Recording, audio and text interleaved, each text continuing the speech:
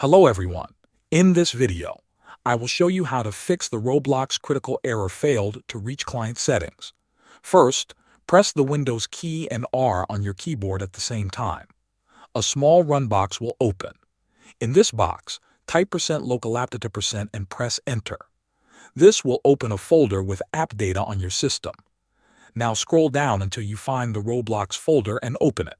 Inside this folder, look for another folder named Versions and open it. You will see multiple files and folders here. Select everything inside the Versions folder and delete it.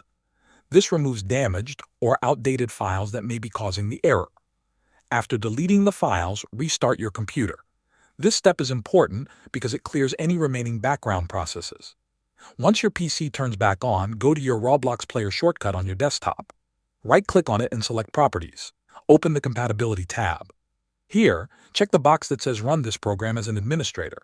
Then click Apply and OK. Now, try opening Roblox. It will automatically download fresh files and reinstall what is needed. This will fix the problem. Thanks for watching.